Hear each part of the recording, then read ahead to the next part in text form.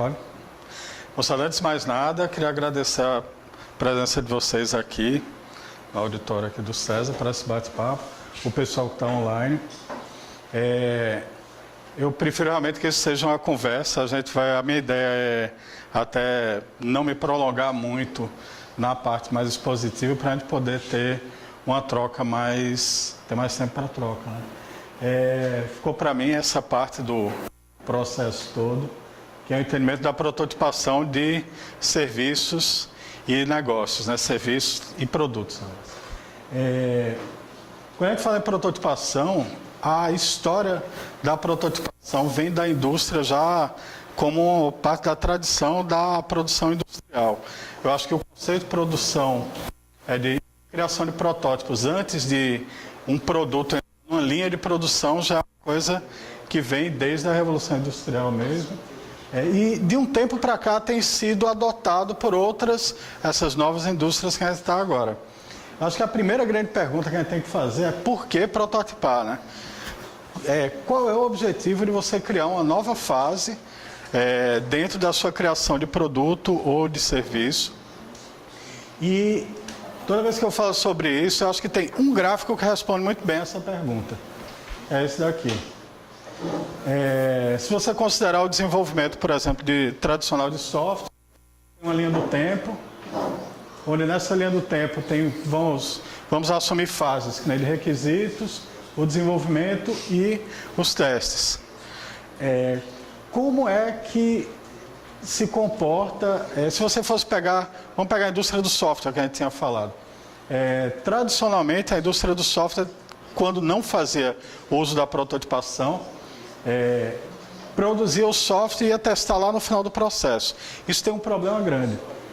Esse problema é representado por duas curvas. Tem uma curva que se você entender bem, as possibilidades de mudança que você tem para o que você está fazendo, o seu produto e serviço, são enormes aqui no início, no levantamento de requisitos. Mas elas vão diminuindo. Cada vez mais que você vai andando para o momento de desenvolvimento, você está materializando mais, colocando mais energia, mais recursos nesse desenvolvimento do produto. Logo, fica cada vez mais caro a mudança. Por outro lado, o custo de mudança, aqui as possibilidades são poucas, são muitas, você pode mudar à vontade aqui no início, mas o custo é baixo. É uma combinação que a gente quer, no final das contas.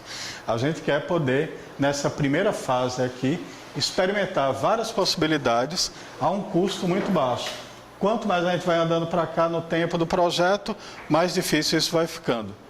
E é por isso que a ideia, até num slogan famoso e conhecido, é aproveitar esse momento para errar cedo, para poder acertar o mais rápido possível. Esse é o grande objetivo. É a gente trabalhar nessa fase aqui com protótipos que você normalmente não vai estar envolvendo uma força de produção para poder errar cedo e acertar logo. Mas a ideia aí dessa conversa da gente é entender por onde é que a gente começa. Eu pessoalmente acredito que o grande sucesso de um protótipo bem resolvido é você saber como começar, né? De onde você parte.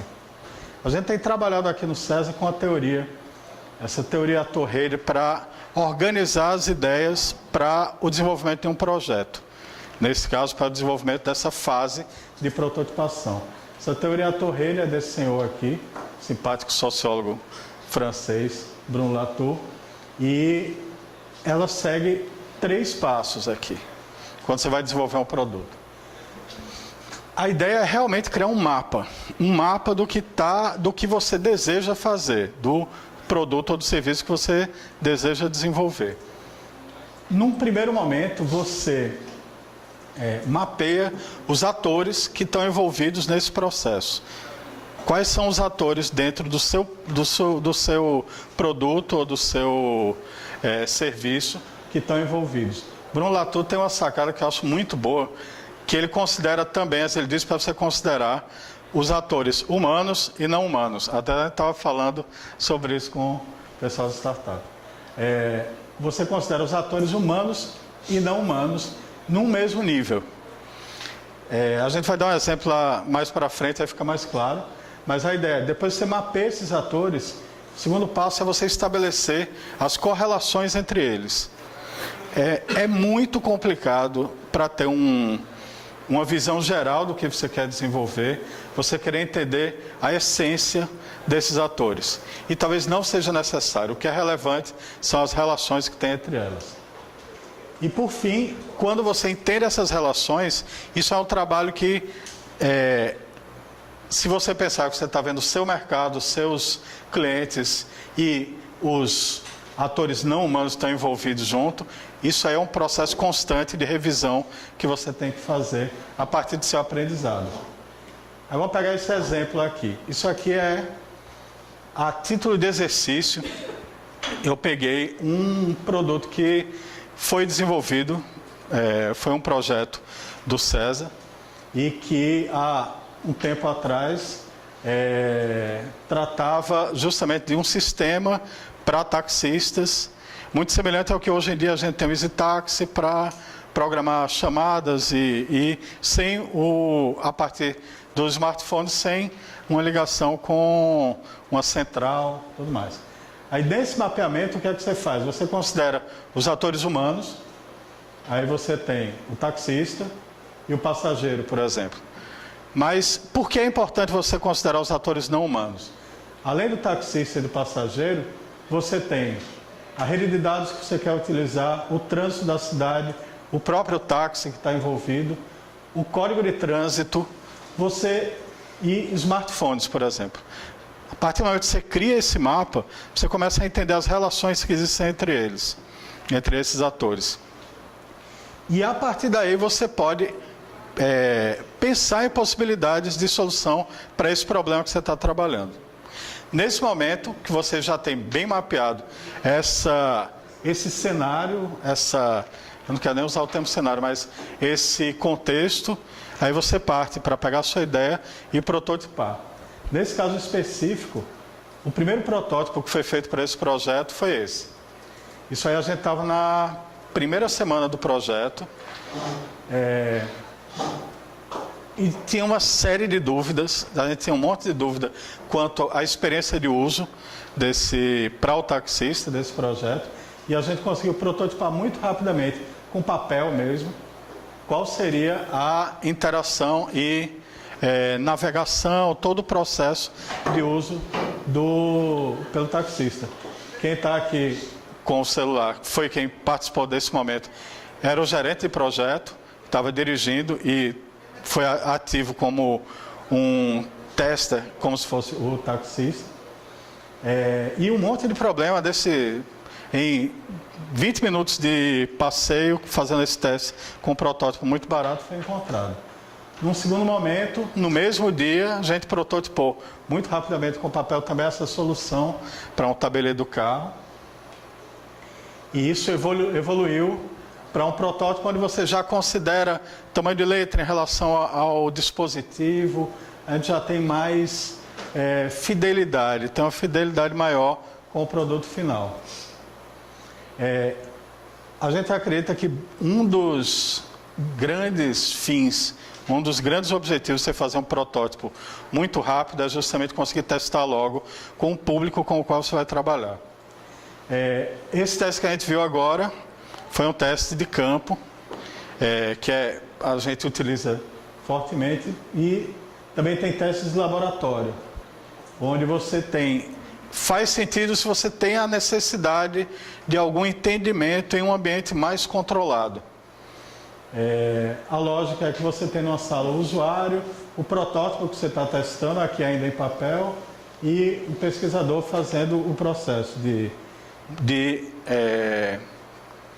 facilitação, assim, é mais um facilitador nesse momento, das tarefas que têm que ser executadas.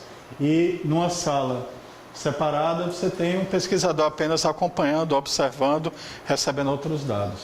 É uma abordagem de pesquisa em laboratório. Esses protótipos têm níveis de fidelidade diferentes. Quando a gente fala em nível de fidelidade, a gente tem como talvez o mais básico, protótipo em papel, como foi o exemplo que a gente citou anteriormente, mas isso pode evoluir e hoje em dia tem evoluído cada vez mais. Tipo, um protótipo já impresso em 3D já é um protótipo de alta fidelidade. Um equipamento que nem os MakerBots, essas impressoras 3D que você tem hoje, por um preço altamente acessível, permitem você fazer protótipos de produtos físicos com não só com uma sofisticação maior, mas uma fidelidade mais próxima do produto final mesmo e uma velocidade considerável. Quando você muda o nível de fidelidade, por que é que sempre é importante ter protótipos de baixa fidelidade? É o que a gente acredita. Que vários problemas você consegue resolver logo nesses de baixa fidelidade.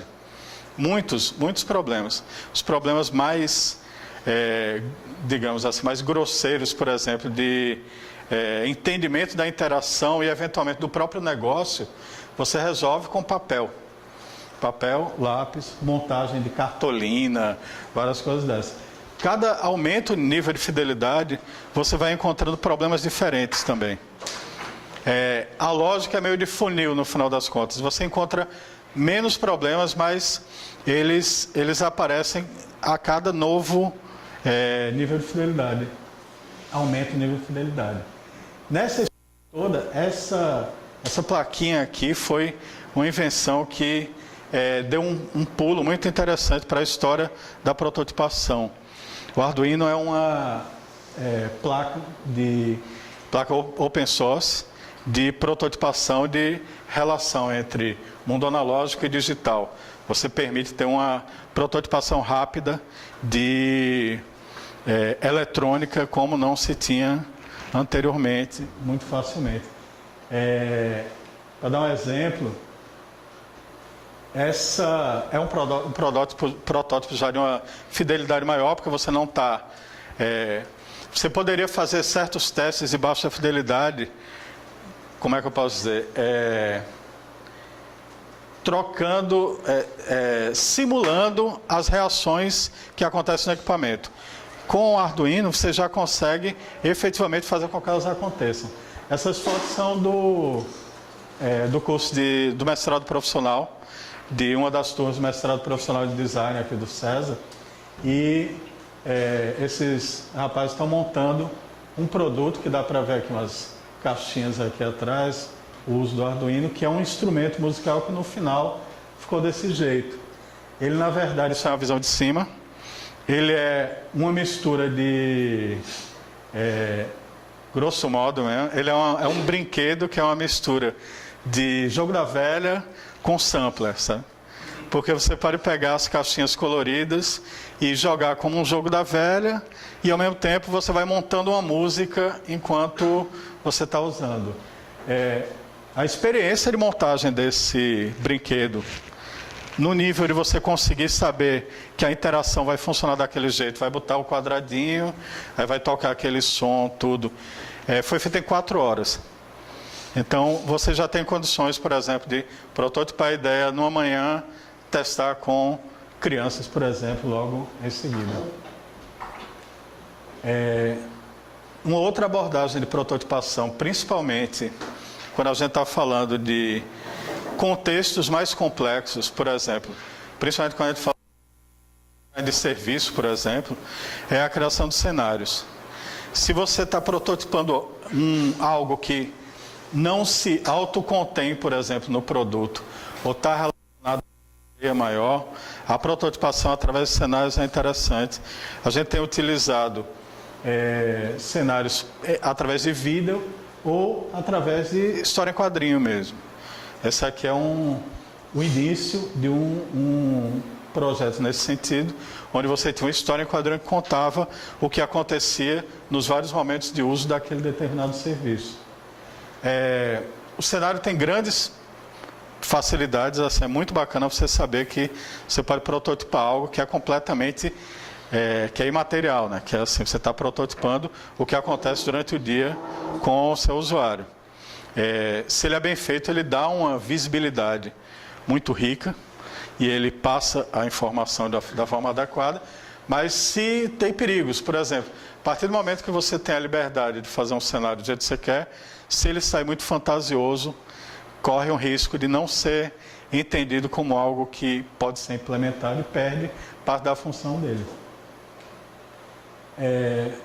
Ou seja, eu acho que para a gente fazer uma revisão do que a gente está falando aqui, existem 3 grandes objetivos para o protótipo.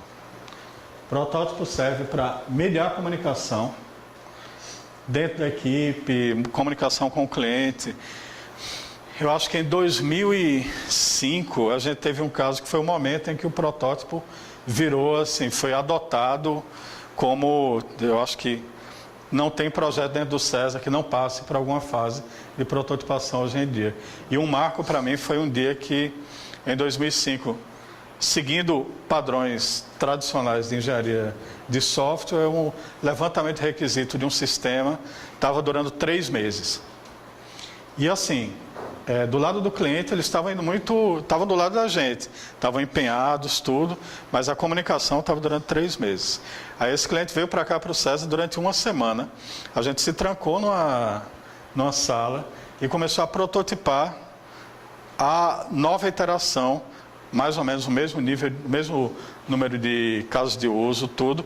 E em uma semana a gente saiu com a definição dos casos de uso e tudo mais.